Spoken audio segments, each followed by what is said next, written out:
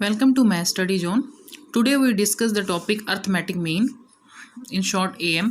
देखिए arithmetic mean जो है फर्स्ट ऑफ ऑल हम इसकी डेफिनेशन देख लेते हैं. If a capital A B are in A P, यानी हमारे पास 3 नंबर ऑफ टर्म्स हैं, यानी कि अगर मान लीजिए ए और बी जो है टर्म्स हैं उनके बीच में अगर हम एक मेंबर डाल देते हैं, ए डाल देते हैं आर इन ए पी, और ये तीनों की तीनों टर्म्स जो हैं वो ए पी में हो, then A is the arithmetic mean between the A and B, यानी कि दो नंबर्स के बीच का जो नंबर होगा दैट इज़ अर्थमेटिक मीन. तो इसको हम डिफाइन कैसे करते हैं अर्थमेटिक मीन को.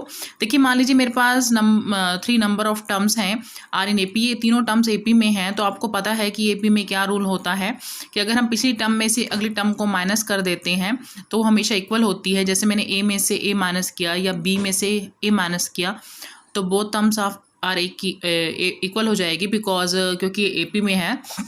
इसको कैलकुलेट करेंगे तो ए हमारे पास हो जाएगा a plus B upon 2 is called arithmetic mean between the A and B. Means हमारे पास ये जो a है इस रिलेशन के साथ हम इसको कह सकते हैं that is arithmetic mean between A and B.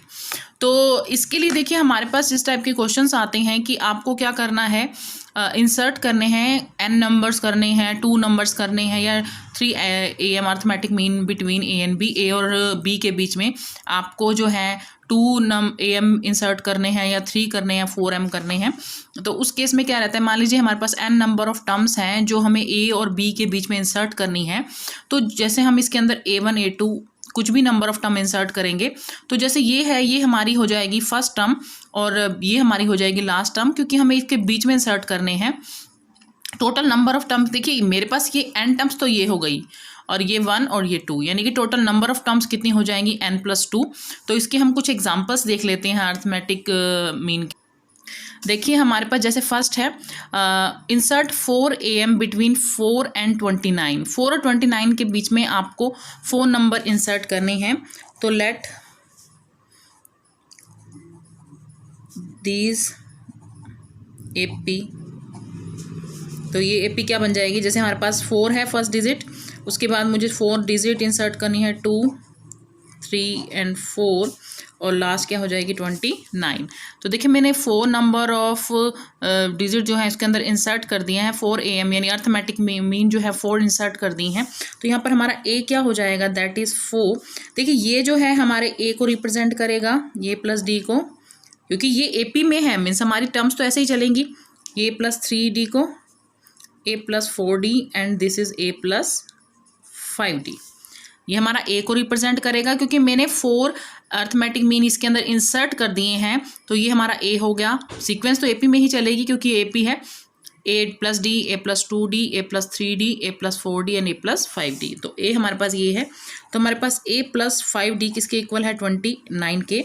a मेरे पास 4 था तो यहाँ से हम इसकी वैल्यू फाइंड आउट कर सकते हैं दैट इज़ 29 माइनस 4 मीन्स 25. तो d हो जाएगा 25/5 यानी कि 5. मीन्स हमारे पास a भी आ गया, d भी. तो हम अब टर्म निकाल सकते हैं. मुझे a1 फाइंड आउट करना है, मीन्स a प्लस डी. तो a कितना था मेरे पास 4 और d कितना है 5 यानी 9 हो गया. a2 means a plus 2d, 4 2 into 5 14 हो जाएगा. a3 that mean a plus 3d, ये 19 हो जाएगा. And a4 a plus 4d means 4 into 5 that's mean 24. तो हमारे पास ये सीरीज़ आ जाएगी. ये 4 अर्थमेटिक मीन है जो मैंने इसके अंदर इंसर्ट किए थे. एक और एग्जांपल देख लेते हैं इसका. देखिए उन्होंने बोला हुआ है कि फाइंड n सच दैट हमारे पास this be the arithmetic between a and b. तो अर्थमेटिक मीन हम अगर a और b 2 नंबर्स लेते हैं उनके बीच का जो अर्थमेटिक मीन है ये दे रखा है. आपको पता है कि हमें we know that am between a and b. अगर मैं 2 a और b नंबर लेती हूँ तो उनके am का फार्मूला क्या होता है a प्लस बी अपॉन 2. और लेकिन गिवन क्या है ये, तो इन दोनों को हम इक्वेट कर सकते हैं क्योंकि ये गिवन है और ये हमें जनरल पता है कि ये रिजल्ट होता है. तो इन दोनों को इक्वेट करके वहाँ से हम n की वैल्यू फाइंड आउट कर लेंगे. तो ये गिवन थी हमारे पास कंडीशन कि उसका अर्थमेटिक मीन क्या है, a n+1 b n+1 A N plus B N. तो इसको हम किसके इक्वल कर देंगे, ए प्लस बी अपॉन में 2 के। नाउ हम क्रॉस मल्टीप्लाई कर देते हैं, 2an plus 1 B N plus 1, यहाँ हो जाएगा a प्लस बी, इसकी मल्टीप्लाई कर देंगे ए एन प्लस बी एन से, that is 2an plus 1 2bn plus 1। देखिए मैं इसको मल्टीप्लाई करूँगी a को इससे, तो a बेस सेम है, पावर ऐड हो जाएगी। a को इससे करूँगी a इंटू बी एन, अब b को इससे करूँगी तो b into A raise to power n, और यहाँ भी बेस सेम है तो पावर ऐड हो जाएगी। अब हम सारी टर्म्स को एक्सेट कर लेते हैं, minus A N plus 1 minus B into A N minus B N plus 1। देखिए ये 2 में है, ये 1 में है, मीन्स माइनस करेंगे तो आ जाएगा ए एन प्लस 1, यहाँ भी माइनस करेंगे B N plus 1 minus of A B N B into A raise to power N. देखिए ये टर्म और ये टर्म, इसमें से हम ए एन कॉमन ले सकते हैं क्योंकि ये एक लार्जर टर्म है इसमें, तो मैंने इसमें से ए एन कॉमन लिया तो मेरे पास यहाँ ए रह गया और यहाँ से क्या रह गया, बी। यहाँ पे देखिए इस टर्म में और इस टर्म में अगर मैं कॉमन लूँ, बी एन कॉमन ले सकती हूँ, तो यहाँ से बी रह जाएगा और वहाँ से ए।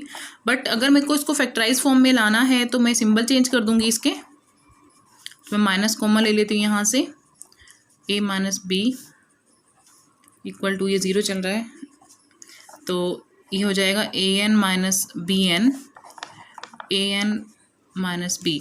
देखिए अब हमें पता है कि हमारे पास 2 टर्म्स की वैल्यू 0 के इक्वल है, बट ए तो बी के इक्वल नहीं हो सकता क्योंकि यहाँ तो हमें ये बोला कि ए और बी जो है ये अर्थमेटिक मीन के मेंबर हैं, मतलब 2 वैल्यूज़ हैं उनके बीच में जो अर्थमेटिक मीन बनाती हैं, तो ये तो हमारा 0 के इक्वल होगा नहीं, मीन्स हमारे पास ए एन को बी एन के इक्वल होना पड़ेगा, 0 के इक्वल मीन्स।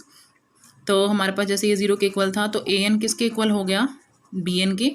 इसको हम नीचे लाएंगे तो ये फॉर्म बन जाएगी, ये हमारे पास आ जाएगा 1 के। आपको पता है 1 को हम लिख सकते हैं, किसी भी चीज़ की पावर 0 हो तो हम उसको 1 कंसीडर कर सकते हैं। तो मैंने यहाँ पर बेस सेम करने के लिए a upon B raise to power 0 कर दिया, मीन्स हमारे पास n की वैल्यू क्या हो जाएगी यहाँ पर 0। यही हमारा आंसर है इसका।